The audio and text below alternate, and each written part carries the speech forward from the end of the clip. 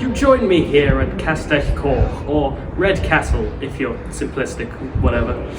Today we are going to explore the history of this castle. This is history, but we make everything up as we go along. As we see here, this sign is a very accurate representation of what the Lord and Lady of this castle would do to people who did not pay their taxes. This here is the banquet hall, where the Lord and Lady, who I cannot remember the name of, sat down to eat their meals. In here we can see the robe of whoever lived in here. It's very lovely, very designer, Louis Vuitton and all that. Here across the walls, you can see all of the tapestries that were made. We've also got some lovely portraits here. We've got William Herbert, Philip Herbert, good old Phil. Up there we've got more tapestries. Yes. Over here we've got Phil Herbert again. Will Herbert again. Will and Phil. Can we show Best that duo ever. Yes. Anyway, on to the next room now. Now this here is the drawing room. As you can see on this table, it says drawing room, which is famously known for the drawings in the room. As you can see all over the walls, they are meant to represent the natural world and also stories from a Greek writer, such as over here on this wall, you can see the tortoise and the hare there, the proof of how saying you're always faster isn't always the case, or whatever the moral of that story was. I think of it as Spider-Man, Flash Thompson, being the fastest isn't always the best, but oh well, because, the tortoise outsmarts the hare in the end, spoilers. Anyway, over there you can see 3 people who seem important, but I can't read that font, so I've got no clue who they are. Anyway, you've got more portraits here. You've got Maria North there. I can't read what that says. The Lady Sophia Harlings over there, and many others in the room. Now this next room is one that I'm sure we're all familiar with, and that is the very sophisticated toilet. We all Has know... it got stuff in it? I'm sure it doesn't. We all know that the Middle Ages loved their strange toilets, but anyway, in the next room here, we have the room of the Lord himself, who lived here, who was clearly a very short person, because it's a very small room, very small things that even I can't fit in there. Look how small it is. That jug as well looks like it could probably wash his whole body, considering how small he must have been. And here we can see some animals carved in on the woodwork. Yeah, we see a rabbit, what is that, a mouse? Guinea pig. A guinea pig, yeah, and a hedgehog.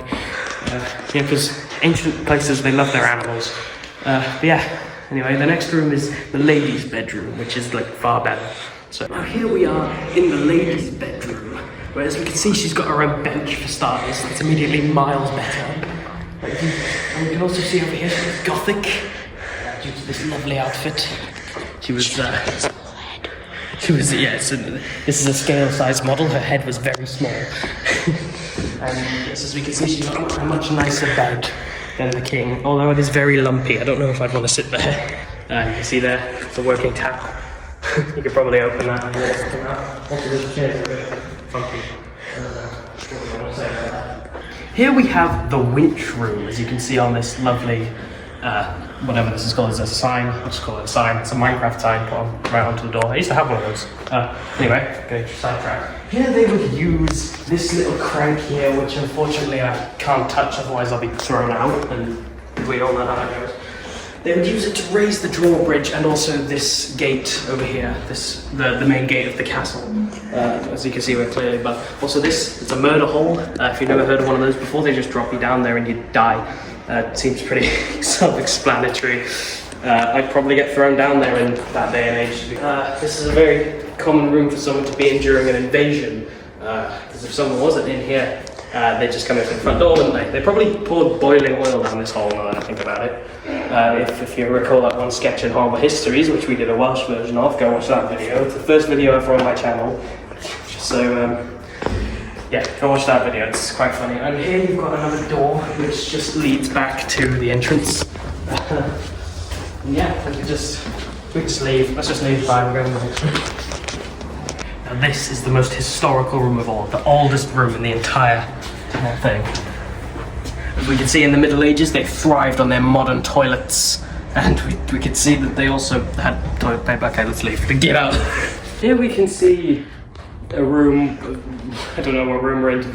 It's a lovely wooden room. I believe it's the chapel or something. And here we have some very famous Bible characters like Dubricius, who I've never heard of in my life before, but you know, he was a saint apparently. And also over here we got Saint David, our good old boy Dave, who owns a shopping centre in Cardiff. Yeah, and we got Paul. We all love Paul. Yeah, he was bold, as you can see. As you can see. And yeah, and Andy over here. We got Andy, Saint Andy. We all love him. Again, never heard of him in my life. Oh yes, John the Baptist. Which, if you're reading the Welsh Bible, he's got the same name as me. So yeah. And this person, who I can't, is Ninian. Yes. If any Christians want to tell me that I'm pronouncing these wrong, then fine, do what you want. Saint, is that a C or a G? Columba, one of the two. And finally, we got Saint Winifred. Yeah, this woman. Oh, there's two more I've forgotten. Yes, here we've got Uriel, Michael, and Gamwell. As we see, Uriel's in Lucifer. That's the only reason I know Lucifer. And finally, we've also got these angels here, Gabriel and Jophiel. Gabriel is the one that I actually know. He's the one who told Mary she was pregnant, even though she had never had a boyfriend before in her life. Yeah, that's a whole other story in the Bible. That's how Jesus was born. Now you see, this balcony here was used to throw off non-taxpayers down into the courtyard. Yeah, as you can see, the fall probably wouldn't have killed you. You'd probably just suffer some major laceration. As you can see here, we've got these famous castle windows where you'd shoot arrows out of. Every castle has those. I mean, I've never been to a castle that doesn't have one. Here we've got normal windows, which you probably don't want to stand with your bow and arrow, because you know you can. It's a very open space, very easy to shoot an arrow through. I mean, not that I'm good at shooting bows. As we can see here, this is the famous balcony where the lord and lady would fling their bottle caps down at the peasants in the courtyard, and they would, if they hit them, they scored 10 points. They hit them in the head, that's 50 points. They hit them on the shoe, no points. You don't get any points for that. I don't have any bottle caps with me, so I can't do a demonstration. Even if I did, we'd probably get thrown out. But anyway, but yeah, that is what they would do in their spare time. They'd stand on the balcony throwing bottle caps. Now this is the bedroom of one Lady Margaret, not Margaret, it's not her name. Yes, the one Lady Margaret. As you can see, she likes her doll collection. They're everywhere. Well, there's two of them there. She's got a little platoon of mini soldiers up there. Yes, as well, she had her own fire extinguisher. You know, in the Middle Ages, they loved their fire extinguishers. Yeah, because yeah, the enemies would often come with their flaming arrows. You needed a way to put them out. I mean, you need your fire extinguisher. That's just how it works. Also, that doll, I'm very convinced that it's alive, because I swear it moves. Here we have the kitchen, which is where all the food was prepared, and you should know what a kitchen is because we still have them today. Over here we can see how the cook and the other cook were dressed, lovely in their Gothic appearance again. Here we have the medieval projector. They loved using that. Also, yeah, if you want to see what they did, you can watch that.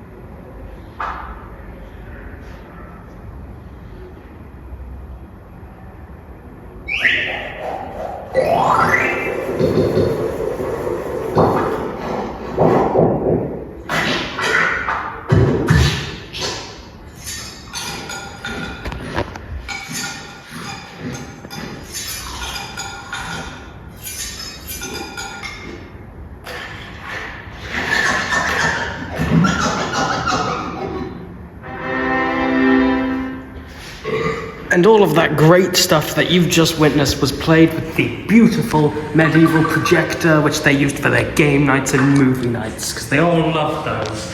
It's a beautiful projector made just before King Henry VIII was on the throne, whatever, and they've used it ever since. We still use projectors today. Guys, we're going on a ghost hunt now. We're going down into the dungeon and we're going to see what ghosts we can find. Do you hear that? There's ghosts in here, 100%. They've got to be in here somewhere. We're going to see if we can find any, communicate with the spirits and whatnot. Also, the Middle Ages, they thrived on their electric lighting and their cobwebs, apparently. Any ghosts in here? Hi. Never mind, there's no ghosts.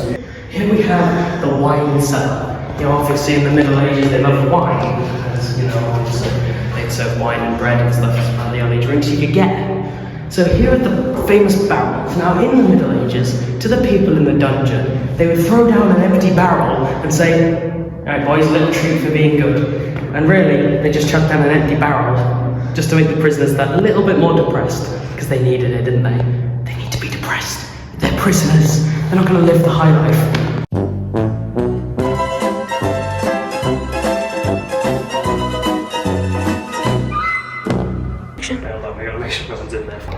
Guys, we're going on a ghost hunt now. We're going down into the dungeon, see what ghosts we can find. See what ghosts we can find. I'd probably get thrown down there in that day and age, to be fair. As you can see, we've got lovely views out the windows. Not as many views as my YouTube channel, though. Probably more views. Yeah. But anyway,